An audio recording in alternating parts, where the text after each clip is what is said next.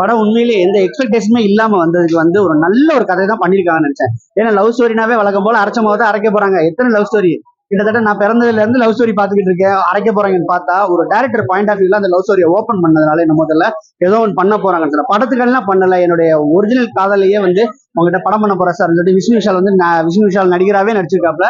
இவர் வந்து பாத்தீங்கன்னா ஒரு தம்பி வந்து பாத்தீங்கன்னா ஹீரோவா பண்ணிருக்காப்ல. நம்ம எதிர்பார்க்கவே இல்லை. அருமையான ட்விஸ்ட் எல்லாம் வச்சு சூப்பரா பண்ணியிருக்காங்க.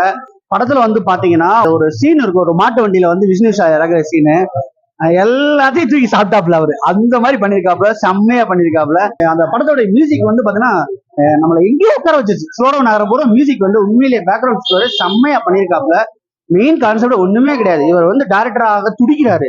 அப்ப போய் கதை சொல்றாரு. கதை சொன்னா ஒரு ராட்சசன் எல்லாம் நான் பண்ணிட்டேன், இதுக்கு மேல எனக்கு கிரைம் த்ரில்லரே வராது, அதை விட்டு பெருசாலாம் நீங்க சொல்ல முடியாது, அந்த படத்தை கட் பண்ண சொல்றாப்ல. ஒரு காமெடி ஜானர்ல ஒரு படத்தை சொல்றாப்ல, இதுவும் வேணாம் அப்படின்னு சொல்றாப்ல. இதுதான் உங்க கடைசி படம் ஜனநாயகனுடைய கதையை சொல்றாப்ல, இதுவும் வேணாம், அதை நான் ஏற்கனவே நான் பிக்ஸ் பண்ணிட்டு அதனால அதை பண்ண முடியல, நான் இதுவரை பண்ணாத ஒரு லவ் சப்ஜெக்ட் நல்ல லவ் சப்ஜெக்ட் கொடுத்தீங்கன்னா பண்ணுன்னு சொல்லும்போது பாத்தீங்கன்னா கதையே இல்ல. திரும்ப அவனுடைய லவ் பிரேக்கிங் லவ் இருக்கு அதை சொல்றாப்ல. சோ அதுல இருந்து ஸ்டார்ட் ஆகுறதுனால ரசிக்கிற மாதிரி பெஸ்ட்னா வந்து ஒரு கொள்ளையடிக்கிறக்கானே வந்து அதாவது ஒரு மாட்டு வண்டியில வருவாங்க ஹீரோ விஷ்ணு விஷால் எல்லாம் வருவாங்க.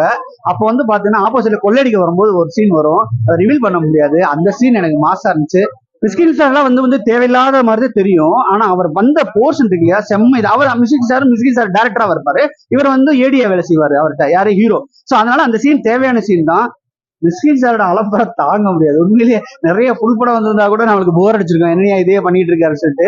இந்த படத்துல வந்து பாத்தீங்கன்னா வெளியில இருக்கிற பார்வையாளர் வந்து பாத்தீங்கன்னா ஒரு ஷாட்டை செம்மையா அடிச்சாலும் கைது தட்டுவாங்க.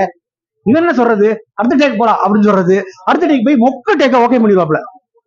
இவன் சொன்னா யோ என்ன இந்த டேக்க போய் ஓகே சொல்ற அப்படின்னு சொல்லிட்டு திரும்பி போனவனா நேர போயிட்டு ஏடியை கூப்பிடுவான் பார்த்துட்டு. அவன் சொன்னான்ல ஃபர்ஸ்ட் ஷாட் அதே ஓகே, நாலாவது ஓகே இல்ல, அதை எட்ஜில போட்டுட்டு போவாப்ல.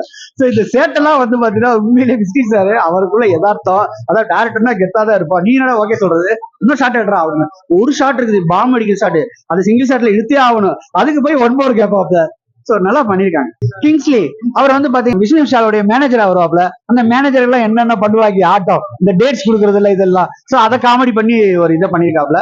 சோ அவருடைய போர்ஷன் அந்த அளவுக்கு இல்லைன்னா கூட நல்லா இருக்கு. நீ தானே மேனேஜரு, டேட்டா பூரா நீ பாரியா அப்படின்னு சொல்லிட்டு சொல்ற விஷயங்கள நல்லா. ஹீரோ தான் சொல்றேன், ருத்ரா உண்மையிலே சொல்றேன், புதுப்பட மாதிரியே தெரியல, புதுப்பையன் மாதிரியே தெரியல, ரொம்ப நல்லா பண்ணிருக்காங்க.